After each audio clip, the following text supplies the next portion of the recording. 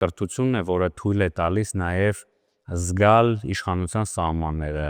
հասկանալ պատասխանատվությունը։ Եթե անգրագետ պատգամավորներ են ազգային ժողովում, դրա հետևանքները մենք կրելու ենք բոլորս։ Կրում ենք, արդեն կրում ենք։ Արդեն կրում ենք։ Կրթությունը դա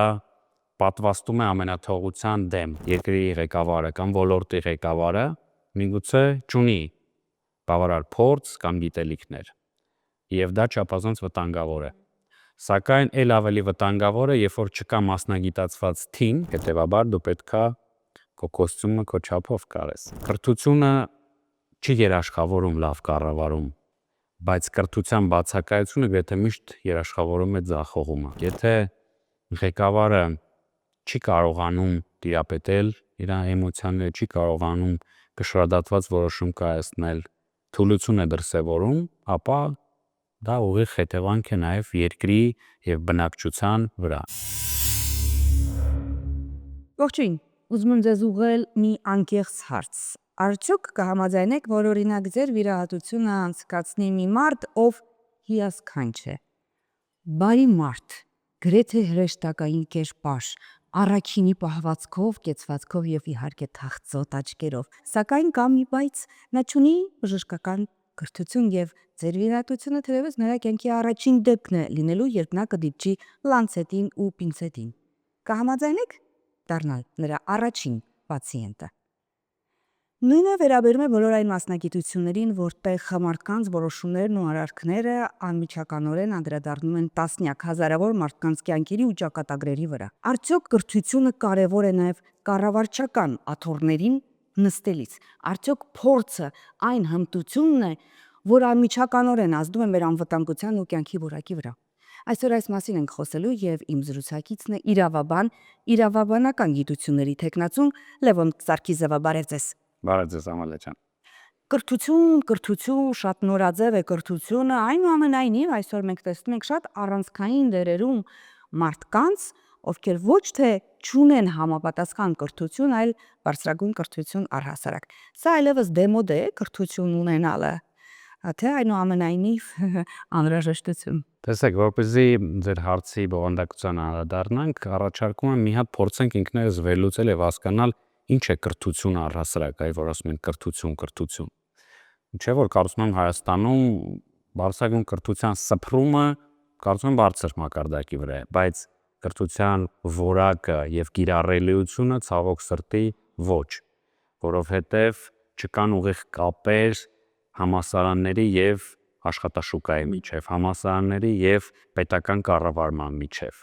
Մեր մոտ Հայաստանում կրթությունը շատ ժամանակ երևի մինչ օրս մնում է դիպլոմակենտրոն, այսինքն մարդիկ կարևորում են այդ փաստաթղթի առկայությունը եւ չեն կարևորում բովանդակությունը կրթության։ Եվ ի վերջո կրթությունը դա փաստերի հավաքածու չէ, դա վերլուծելու ունակություն է, դա կայացող որոշումների արդյունքները կանխատեսելու ունակություն է եւ ել ավելի կարեւոր է պետական ծառայողների համար, որովհետեւ նրանք գործ ունեն ոչ միայն մարդկանց կառավարման հետ, այլ ինստիտուտների կառավարման հետ։ Նրանց կայացող որոշումները ունեն երկարաժամկետ եւ համակարգային բնույթ։ Եվ հենց կրթությունն է, որը թույլ է տալիս նաեւ զգալ իշխանության սահմանները, հասկանալ պատասխանատվությունը։ Եթե այսպես հակիրճ ասենք, կարող ենք ասել, որ կրթությունը դա պատվաստում է ամենաթողության դեմ։ Եվ գիտեք, պետական կառավարումը առանց կրթության, այո, հնարավոր է, բայց կառավարումը լինելու է ոչ երկարաժամկետ, ոչ անվտանգ եւ ոչ էլ արդյունավետ։ Կրթությունը չի երաշխավորում լավ կառավարում, բայց կրթության բացակայությունը գրեթե միշտ երաշխավորում է ձախողումը։ Պետության ղեկավարը կարող է կառավարել առանց դիպլոմ, բայց առանց համակարգային մտածելակերպ, մտածողություն գրեթե անհնար է այդ կառավարել։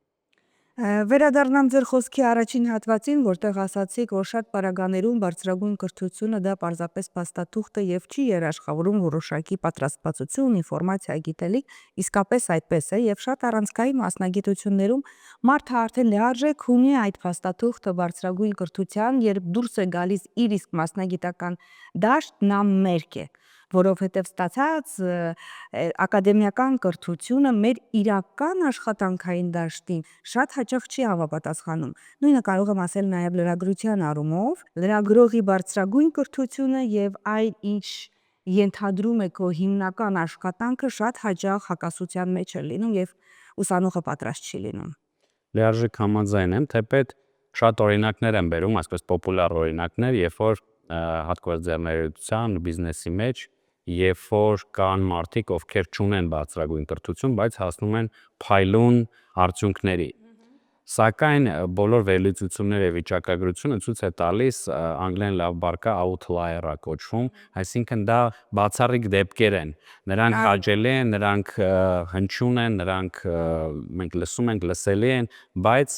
դա սիստեմատիկ չի, դա համակարգ չէ։ Եվ այդ նույն մարդիկ, ովքեր առանց բարձրագույն կրթության հասել են որոշակի հաջողությունների, տարիներ անց արդեն հասուն տարիքում ասում են, որ բարձրագույն կրթություն ունենալու պարագայում եւ նույն քայլերը ձեռնարկելու պարագայում շատ ավելի արագ եւ ավելի մեծ արդյունքների կհասնեին։ Միանշանակ, ուղղակի մենք ստեղ պետք է տարանջատենք այդ կրթության որակը։ Տեսեք, բնավ չի նշանակում, եթե կա բարձրագույն կրթություն, թեկուզ դիպլոմ կամ առանց դիպլոմ,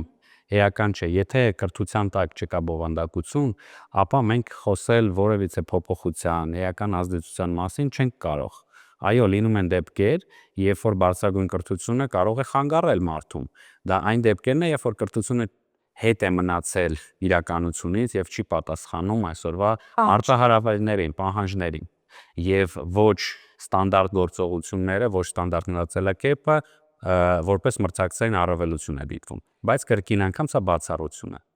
Պարոն Սարգիսով, դուք ասացիք, որ այո, հնարավոր է երկրի ղեկավարը առանց բարձրագույն կրթության երկիրը ղեկավարի, եթե գտնվի խելամիտ եւ գոնե այս պարագայում իրեն շրջապատի խելացի մարդկանցով։ Այսօր մենք ինչ ենք տեսնում։ Այն խնդիրները, որոնք գրեթե բոլոր բնագավառներում մենք տեսնում ենք եւ ծառացած, եւ նոր ի հայտ եկած, թվում է թե բարենորոգումներ են, բայց նոր խնդիրների ի հայտ գալ է ըստ էության սա նշանակում եւ փաստացի մենք դրան առնչվում ենք։ Սա ինչ է, անտեղյակություն, չեն հասկանում, որ մասնագիտությամբ մարդը պիտի զբաղվի տվյալ գործով, մտադրություն, թե պարզապես մեկ սկզբունք է մեր օրերում աշխատում, հավատարմություն, քաղաքական թիմային հավատարմություն եւ պաշտոնը քոնն է։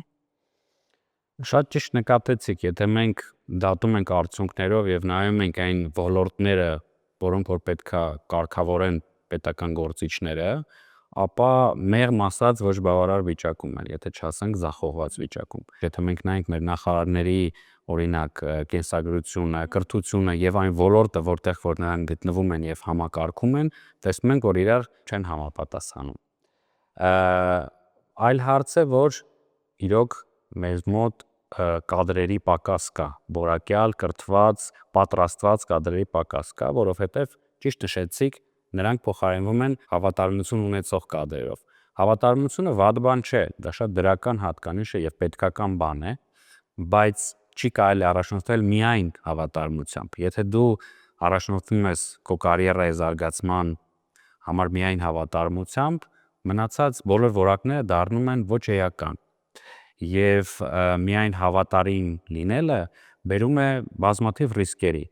Նախ եւ առաջ կոռուպցիոն ռիսկերը են ակնհայտ, երկրորդը բնականաբար կրկին պետք է արձանագրենք, որ ոլորտի պատասխանատուները ուղղակի չեն կարող արդյունավետ կառավարել, եթե չափազանց վտանգավոր որոշումներ կայացնեն։ Այս դեպքում մեր մոտ ցավոք սրտի պետք է արձանագրենք նմանատիպ իրավիճակ։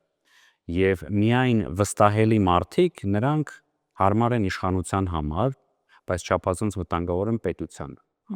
Տեսնեք, չկա բարձրագույն կրթություն, չկա համապատասխան հմտություն կամ կա բարձրագույն կրթություն, իրավաբանական, մինչդեռ ղեկավարում է առողջապահական մի ամբողջ համակարգ եւ այլը։ Սահմանադրությունը այս մասին ինչ է ասում։ Արդյոք հնարավոր է երկրի ղեկավարը չունենա բարձրագույն կրթություն։ Գիտեմ, որ այո, հնարավոր է, որպեսզի պատգամավորը չունենա բարձրագույն կրթություն, բայց այդ դեպքում գոնե որոշակի ղեկավար պաշտոններ չզբաղեցնի։ Առհասարակ Հայաստանի Հանրապետության սահմանադրությունը ինչ կարգավորումներ ունի որոշակի պաշտոնների պարտադրում է ունենալ բարձրագույն կրթություն, թե ոչ։ Շատ բարի։ Որպես նախորդ հարցի նաև շարունակություն կարող ենք նշել, որ այո, մենք նշեցինք, որ երկրի ղեկավարը կամ ոլորտի ղեկավարը միգուցե չունի բավարար փորձ կամ գիտելիքներ եւ դա չափազանց վտանգավոր է։ Սակայն ել ավելի վտանգավոր է, երբ որ չկա մասնագիտացված թիմ, որը որ կատարում է աշխատանքը, որը որ մատուցում է անհրաժեշտ գիտելիքները, վերլուծությունները, կարծիքը, որպեսզի որոշում կայացնողը կարողանա հիմք ունենալ ճիշտ, հավասարակշռված եւ իմաստուն որոշում կայացնել։ Եվ ել ավելի կարևոր է նաև, որպեսզի պետությունը ունենա իշխանությունների հավասարակշռման, զսպման, եթե կուզեք արգելակման մեխանիզմներ։ Տեսեք, բոլոր մարդիկ սխալվում են, սխալներ են գործում, այդ թվում պետական գործիչները։ Սակայն, ինչպես նշեցինք, պետական գործիչների սխալները շատ մեծ ազդեցություն ունեն, համակարգային նշանակություն ունեն։ Եվ որպեսզի այդ բացասական հետևանքները չեզոքացվեն կամ նվազեցվեն, բոլոր պետությունները ունեն կամ ձգտում են ունենալ նմանատիպ մեխանիզմներ։ Դրա համար են մենք խոսում ենք եւ ինստիտուտներ են ձևավորում։ Ինստիտուտներ են ձևավորում, հավասարակշռում են, չեն թողում, որպեսզի գոյանա բռնապետություն, մեկ անձի ձեռքը կուտակվի այդ ամբողջ իշխանությունը։ Սա բերում է համապատասխան ռիսկերի։ Իսկ ինչ վերաբերում է սահմանադրությանը, այո, սահմանադրությունը չի սահմանում կրթական ցենզ, դա պատգամավորների գիտակցված քաղաքական որոշումն է, բայց միևնույն ժամանակ, տեսեք, դա քաղաքացու իրավունքն է, այլ ոչ թե արդարացումը անգրագետ պատգամավորների համար։ Ի վերջո սահմանադրությունը տալիս է իրավունք, բայց չի պարտադրում անգրագիտությունը։ Ազգային ժողովը, պարլամենտը առհասարակ հանդիսանում է ներկայացուցչական մարմին։ Այնտեղ ներկայացված են մարդիկ, որոնց համար քվեն տվել է քաղաքացի, ժողովուրդը, եւ նրանք հենց նրանց են ներկայացնում տարբեր խավերի, մասնագիտությունների, բնակության վայրերի եւ այլն։ Եվ ելի ցավով պետք է արձանագրենք, որ կրթության մակարդակը ամբողջ երկրում է ցածր վիճակում, ցածր նիշի վրա, հետեւաբար դրա արտացոլումը մենք կարող ենք տեսնել ազգային ժողովում, թեպետ այդ մարդիկ այնտեղ պետք է գտնվեն, որպեսզի այդ ժողովրդին, ով որ քվե է տվել, իրենց մտքերը, շահերը, ծրագրերը, խնդիրները ներկայացնեն։ Բայց մյուս կողմից չմոռանանք, որ դա օրենսդիր մարմին է։ Այդ մարմինը մշակում է, քննարկում է, ի վերջո ընդունում է օրենքներ, որոնք տարածվում են բոլորիս վրա։ Հետևաբար, եթե անգրագետ պատգամավորներ են ազգային ժողովում, դրա հետևանքները մենք կրելու ենք բոլորս։ Կրում ենք, արդեն կրում ենք։ Արդեն կրում ենք։ Օրենք, օրենսդիր եւ իշխանավոր։ Ինչպես դուք նշեցիք, ցանկացած մարդ սխալական է, անկախ նրա զբաղեցրած դիրքից, հնարավորություններից։ Եթե պաշտոնատար անձը որոշակի սխալ է գործում, մտածված, թե պատահական, երկրորդական է, ով է սրա պատասխանատուն։ Շատ հետաքրքիր հարց եք տալիս, որովհետև վերջերս, եթե նկատել եք պատգամավորների կամ պետական գործիչների նկատմամբ, եթե որևիցե իրավական գործընթաց է նախաձեռնվում, նրանք միանգամից ասում են, գիտեք, սա քաղաքական կարծիք էր, քաղաքական գնահատական էր, քաղաքական արտահայտություն էր, փորձելով տեղափոխել խնդիրը իրավական դաշտից դեպի քաղաքական։ Տեսեք, վատ կառավարումը մինչև օրենքի խախտումը մնում է քաղաքական դաշտում եւ քաղաքական պատասխանատվություն է ենթադրում, որը որ տալիս է ժողովուրդը ընտրությունների միջոցով կամ նույն համակարգը, օրինակ վերադասի կողմից մարդը հեռացվում է, տեղափոխվում է եւ այլն եւ այլն։ Սակայն այն դեպքում այդ ջրբաժանը շատ հստակ է, երբ որ խախտվում է օրենքը, կլինի դա սահմանադրությունը, կլինի դա քրեական օրենսգիրքը, վարչական, կապ չունի, ապա մենք խոսում ենք իրավական պատասխանատվության մասին եւ իրավական գործընթացի մասին, սա շատ հստակ է։ Բայց մի հետաքրքիր բան կա։ Երբ որ դատարանները անկախ չեն, երբ որ իրավապահ համակարգը, դատախազությունը քաղաքականացված են, երբ որ օրենքները եւ սահմանադրությունը մեկնաբանվում են կամայականորեն, բոլոր իրավական գործընթացները դառնում են քաղաքական, ինչի վկայությունը մենք այսօր տեսնում ենք։ Իդեպ խոսեցինք մասնագիտացված կրթության եւ բարեփոխումների մասին, սահմանադրությունից խոսեցինք, նաեւ ձեռնամուխ են լինում սահմանադրական բարեփոխումներին, արդյոք տեղյակ եք սրանից, որ առանցքային խնդիրներն են, որ մեր սահմանադրությունում խնդրահարույց են մեզ համար, եւ որ բարեփոխումներն են, որ վտանգավոր կարող են լինել։ Տեսեք, լուրի մասին տեղյակ Բարեփոխումները իհարկե հասկանալի է։ Մենք դեռ ծանոթ չենք, առհասարակ որևիցե գաղափար կամ պաշտոնական հայտարարություն, թե ինչ է նախաձեռնվում որպես փոփոխություն, իդեպ փոփոխություն չի, այլ ամբողջությամբ նոր սահմանադրության ընդունման մասին է խոսքը գնում, այսինքն մենք պետք է արձանագրենք, որ այս սահմանադրությունը այլևս չի արտացոլում ժողովրդի կամքը կամ այս սահմանադրությունը չի պատշաճ կերպով չի արձագանքում այն մարտահրավերներին, որ այսօր ունենք, որ գնանք այդ փոփոխությունների։ Բնականաբար խոսվում է շատ բացասական սցենարներից մինչև տեխնիկական փոփոխություններ, որոնք որ տեղ են ունենալու, երբ որ ասում ենք նոր խմբագրությամբ կամ նոր սահմանադրություն ենք ընդունում, չի նշանակում, որ բոլոր հոդվածները փոխվելու են, բայց կարծում եմ առանցքային բաներ ենթարկվելու են փոփոխության եւ դա ինձ որևիցե կերպով օպտիմիզմ չի ներշնչում, սակայն ձեռնպահ մնանք որևիցե կարծիք արտահայտելիս, քանի դեռ ծանոթ չենք, կծանոթանանք եւ կարծում եմ եւ մասնագետները եւ ժողովուրդը ի վերջո պատշաճ կարձագանքեն դրան։ Այն ամենայնիվ, եթե եկեղեցու բարենորոգման ձեռագրով արվի, արդեն սկսել ես գուշանալ։ Այո, ցավոք սրտի այսօրվա իշխանությունները իրենց կառավարման ժամանակահատվածում արդեն ցույց են տվել ձեռագիրը, ցույց են տվել ոճը եւ դա է հենց պատճառներից մեկը, ինչպես ես նշեցի, որ որևիցե օպտիմիստիկ սցենար իմ պատկերացմամբ առաջ չի գալիս։ Խոսքի ազատությունը սահմանադրությամբ սահմանված հիմնարար իրավունքներից մեկն է։ Հայաստանն էլ երկար ժամանակ հենց այս դրոշ սարքած խոսքի ազատություն եւ այլն, արդյոք Հայաստանում խոսքի ազատություն կա թե ոչ։ Եվ այդ ինչպես ստացվեց, որ խոսքի ազատությունը աստիճանաբար YouTube է տեղափոխվում։ Շատ ճիշտ նկատեցիք, մեր սահմանադրությունը ունի առհասարակ բոլոր կարծում եմ զարգացած երկրները ունեն խոսքի, կարծիքի ազատություն, ազատ արտահայտման իրավունք եւ ցավոք սրտի այսօր մենք տեսնում ենք ուղղակի մեկնաբանման կարիք չկա, թե ինչ մակարդակում է գտնվում։ Այսօր մենք ունենք հարուցված քրեական գործեր բազմաթիվ, դա էլ քիչ կալանքի որոշումներ են կայացված այն մարդկանց նկատմամբ, որոնք որ արտահայտել են իրենց կարծիքը, որոնք որ օգտվել են իրենց ազատ խոսքի արտահայտելու իրավունքից։ Այսօր կալանքի տակ են բազմաթիվ մարդիկ, հոգևորականներ, գործարարներ, բարերարներ, քաղաքական գործիչներ, լրագրողներ, բլոգերներ։ Սա վկայում է ոչ թե առանձին ինչ-որ դեպքի մասին, որը որ կարող է իրականում տեղ ունենալ, այլ համակարգային պետության կողմից տարվող քաղաքական հետապնդում արդյունքի։ Ինչ վերաբերում է YouTube-ին, ապա այստեղ պատճառները շատ են։ Կան համաշխարհային, համընդհանուր պատճառներ, որովհետև գիտենք, որ հեռուստատեսությունը այնուամենայնիվ նահանջ է ապրում, այսպես անվանենք, որովհետև տրենդը գնում է դեպի համացանց, որտեղ որ դե գլխավոր դերերում է հենց YouTube-ը, որ ապահովում է ճկունություն, թեպետ հեռուստատեսությունն էլ փորձում է հետ չմնալ, այդ քեչափ համակարգեր եւ այլն, փորձում է ադապտացվել, բայց մենք չպետք է մոռանանք, որ հեռուստատեսությունը ի վերջո գտնվում է պետության վերահսկողության ներքո եւ այն իշխանությունը,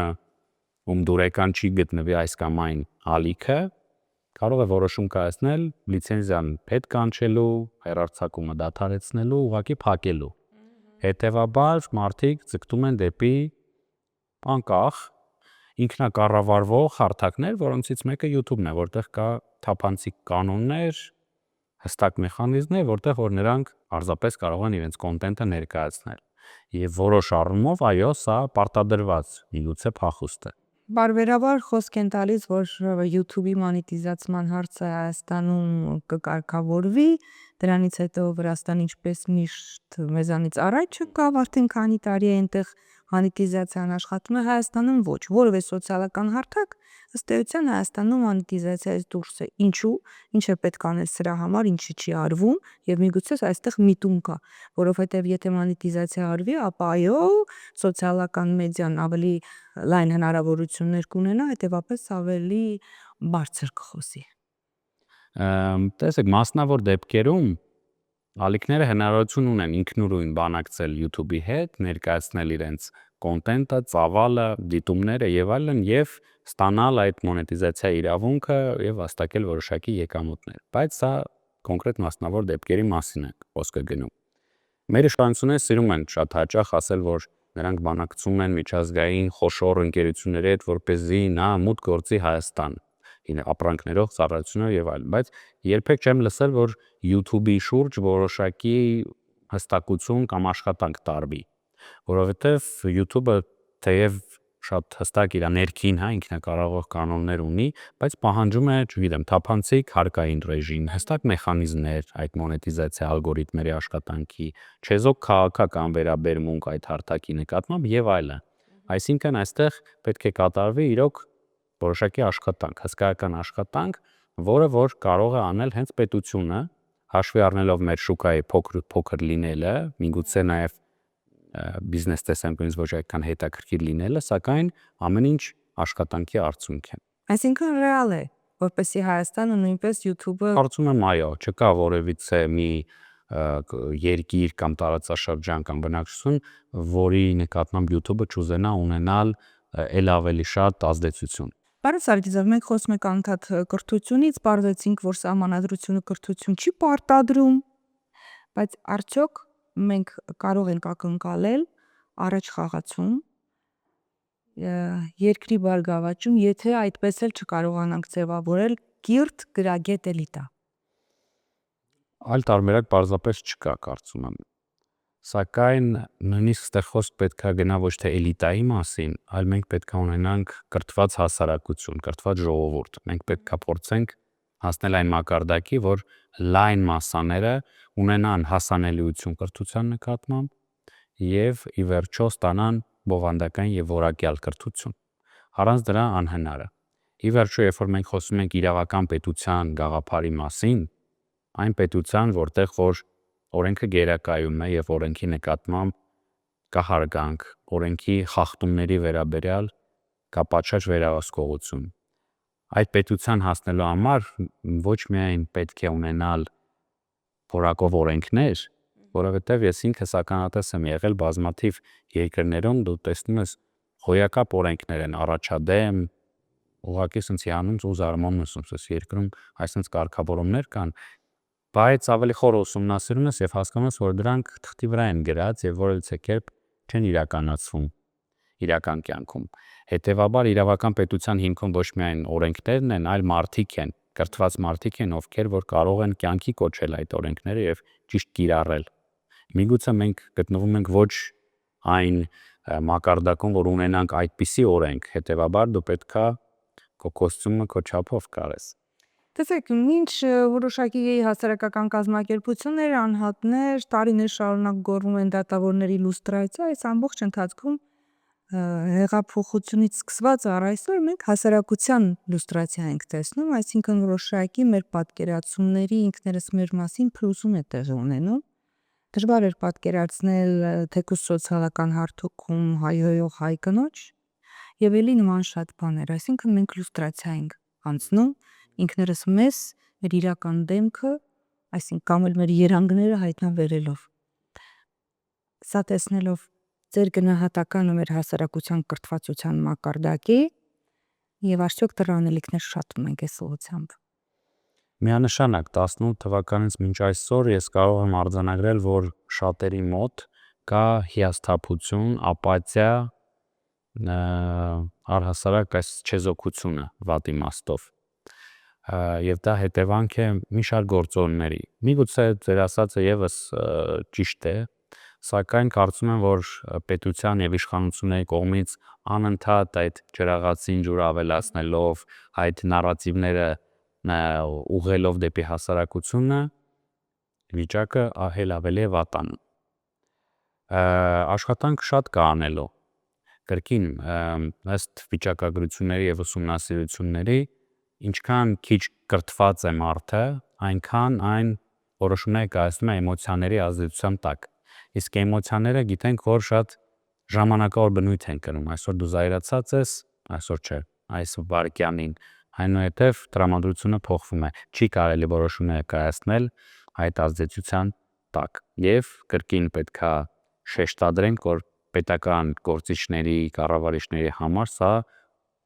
կարևորագույն հարցն է։ Եվ հետո մանիպուլատորի համար էմոցիոնալ դաշտը պարարթող է, մինչդեռ սառը դատողություն, տրամաբանություն ունեցող մարդուն մանիպուլացնելը զգալիորեն բարդ։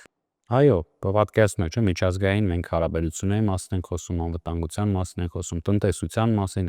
ցանկացած բնագավառ եթե վերցնենք, եթե ղեկավարը չի կարողանում տիրապետել իր էմոցիաները, չի կարողանում կշռադատված որոշում կայացնել, թուլություն է դրսևորում, ապա դա ուղիղ հետևանք է նաև երկրի եւ բնակչության վրա։ Երկրի ղեկավարը պետք է լինի ուժեղ, երկրի ղեկավարը պետք է լինի հավասարակշռված եւ որոշումները կայացնի բացարձակապես հիմնվելով պետության շահերի, իր համոզմունքների եւ այն իրողության վրա, որ առկա է։ Եվ ոչ թե անձնական նախորժակի։ Միանշանակ անշուշտ։ Ո՞րն է ավելի վտանգավոր, Հանո Սարգիսը։ Մի կողմից կիսագրագետ, ի դեպ կիսագրագետը ավելի վտանգավոր է, քան թե բացարձակ անգետը, համաձայն եք։ Այո, Մի կողմից կիսագրագետ իշխանավորներ, պաշտոնյաներ, մյուս կողմից է կիսաանտարբեր հասարակություն։ Ո՞րն է ավելի վտանգավոր, անտարբեր հասարակությունը, թե անգրագետ կառավարիչները։ այստեղ մենք արդեն խոսեցինք դրա մասին, որ կառավարչի որոշումներից շատ բան է կախված, եւ եթե նա անգետ է, ապա շատ մեծ սխալներ կարող է կործել, ընդհուպ մինչև ծայրահեղ վտանգավոր եւ էկզիստենցիալ։ Սակայն իշխանությունները մի հետաքրքիր հատկություն ունեն. նրանք ժամանակավոր են եւ փոփոխական են։ Այսօր այդ կառավարությունը, այդ իշխանությունը կա, վաղը չկա, փոփոխվեց,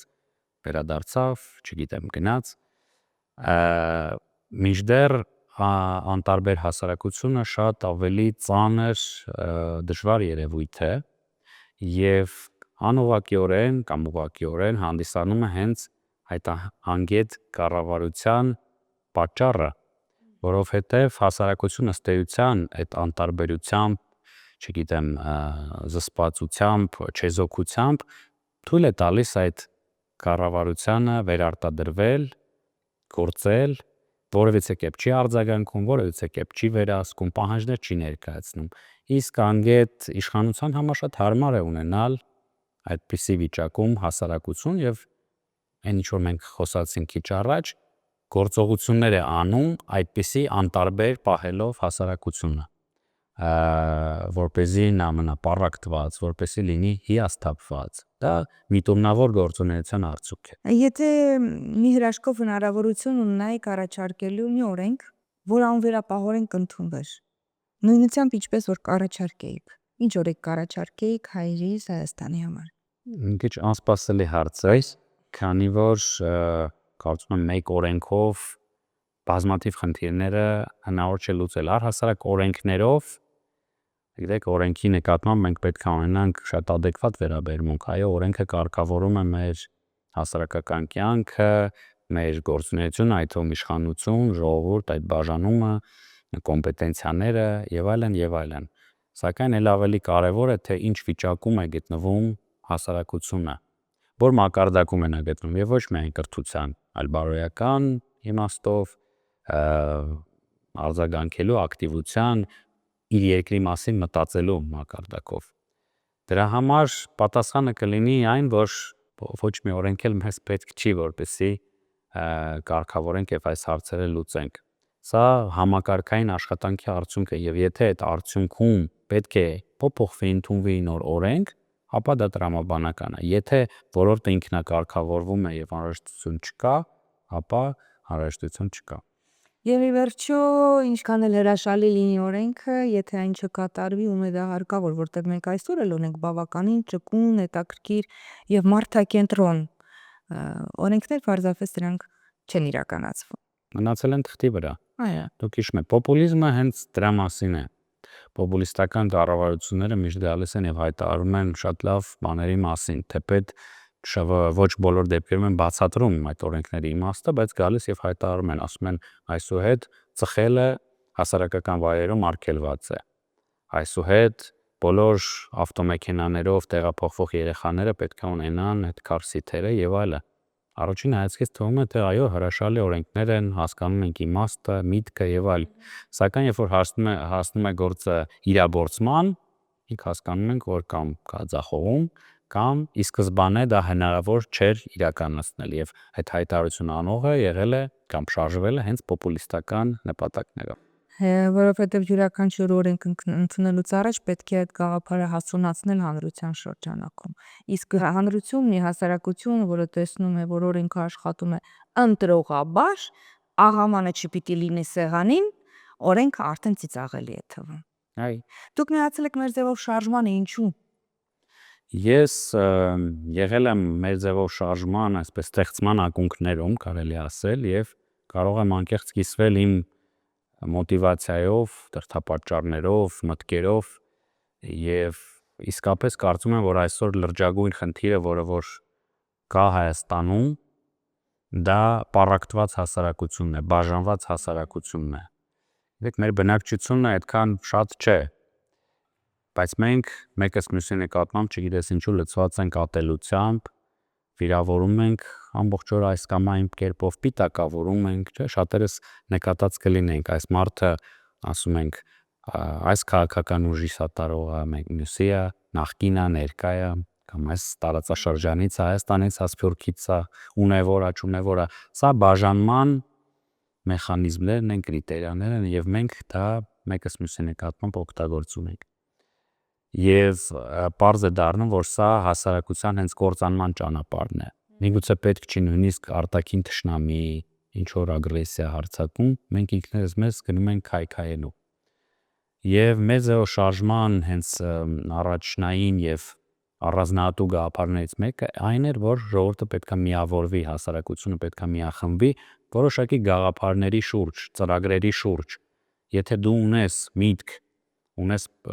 ծրագիր, ունես պատկերացում, թե այս կամ այն ոլորտը ինչպիսի տեսք պետք է ունենա, կամ չունես, ուղղակի ուզում ես մասնակցես, ուզում ես քննադատես,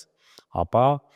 մեր ձևով շարժման դռները բաց են քո համար, անկախ քո քաղաքական հայացքներից, անկախ քո տարիքից, մասնագիտությունից, բնակավայրից։ Մեզ մոտ դրա համար օրեցօր միանում են նոր կամավորներ, նոր աջակիցներ, որոնց հետ մենք փորձում ենք հենց այդ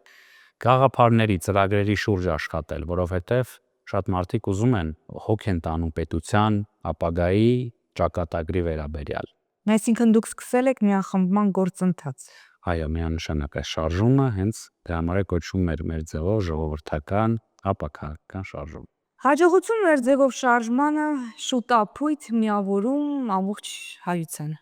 Ամեն։ Շնորհակալություն հրավեր ընդունելու համար։ Ես եմ շնորհակալ։ Դեռ հանդիպելու ենք խաղաղություն բոլորիս եւ ի վերջո իսկապես ժամանակն է եւ նույնիսկ ուշացել ենք հրաժարվեք պառակտման գաղափարից, ցանկացած տեսակի խտրականություն դա վատ է։ Հանդիպելու ենք առայժմ։